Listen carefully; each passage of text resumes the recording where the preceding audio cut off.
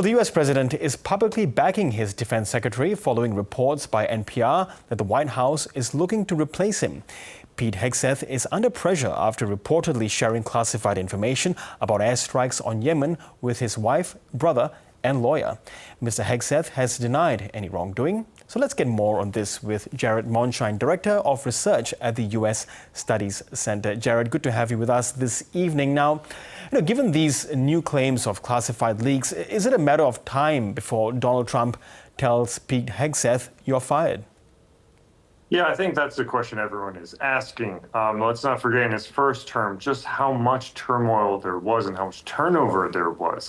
At this point in his first administration, the leaks were far more pervasive than they are now. He had already changed his national security advisor. So the fact that there hasn't been high-level turnover at this point is actually a distinct departure from his first term. With that said, the people he appointed to his cabinet are by no means, in a number of instances, are by no means conventional picks. And the Secretary of Defense is probably one of the most well-known of these unconventional picks. It's a pretty a stark departure from prior Secretaries of Defense, at least in my lifetime.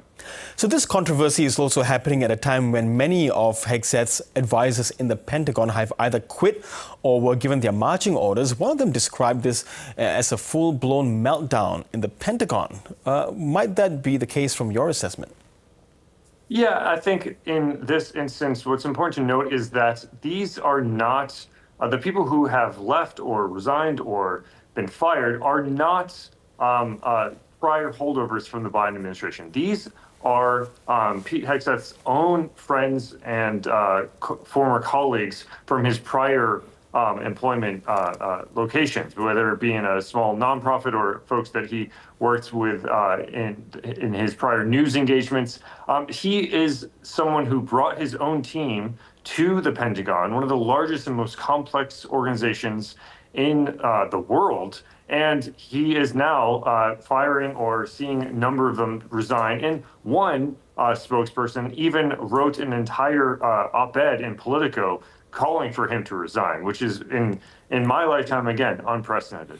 Yeah, quite extraordinary writings from his former colleagues there. But do you see Donald Trump's defense of Pete Hegseth as just lip service, at least for now?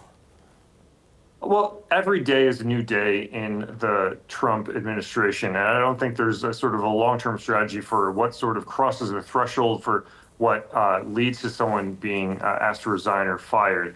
It's important to note from my perspective two things. One, that Pete Hegseth is a true Trump supporter from the beginning. Yes, he might have said had some criticisms of Donald Trump in 2016, but late into 2016 and onwards, he was a full supporter of him. That's on one hand. On the other hand, you have to look with Pete Hegseth at the fact that he has not at any point backed away from Donald Trump. You'll see a lot of folks have had misgivings about Donald Trump. Even look at someone like Marco Rubio, other cabinet officials. Pete Hegseth is someone who has been loyal and continued to be loyal. And I think the fact that he has been so loyal means that Donald Trump is reluctant to give in to the many critics, including some Republicans now, who said that he should resign. Yes. And speaking of President Trump, his administration is being locked in what's been described by one editorial as a monumental clash with Harvard University that is suing the government over the funding freezes. How do you see this playing out between Harvard and the Trump administration? Well, it's hard to know exactly what the Trump administration is going to do next. They are a pretty unpredictable administration. But I would say that Harvard saw what had played out with Columbia and the way that Columbia had acquiesced to a number of restrictions and reforms that the Trump administration had required them to do. And even then, Columbia was facing pretty significant financial limitations from and restrictions from the Trump administration. So I think Harvard, being the oldest and arguably most renowned and one of the wealthiest universities in the whole world, means that they were they were uniquely positioned to stand up to Donald Trump. I would imagine that this very well may be the beginning of others banding together so that they don't suffer the same fate as Columbia University. Yes, and as a researcher yourself, Jared, how would you describe these actions against Harvard and so many other universities, Columbia that you've just mentioned, to control how and what to teach? And if the government is not happy about it, it'll stop funding, giving it funds. Yeah, it's not. I should note that the Trump administration's proposals to Harvard University were pretty unprecedented in the depth and breadth of them. But with that said, this would not be by any means the first time that a U.S.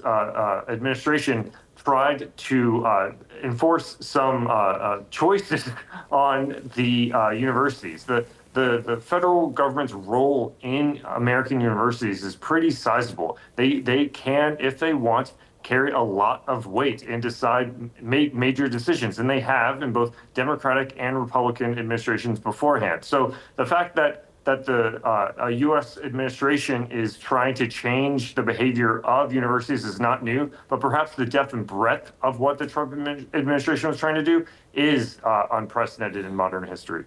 Yes, and some have said that this university's battle may even end up in the Supreme Court. It might take quite some time to get there, but I'm sure the highest court has caught your attention when it comes to having ordered a temporary halt to the deportations of Venezuelans. So is the Trump presidency giving the Supreme Court one of the hardest tests we've seen, given it is currently leaning right? That's exactly right. So you only have 3 out of the 9 justices on the Supreme Court who are appointed by Democratic presidents, which means the remaining 6 were appointed by Republican presidents, many of whom were appointed by Donald Trump himself.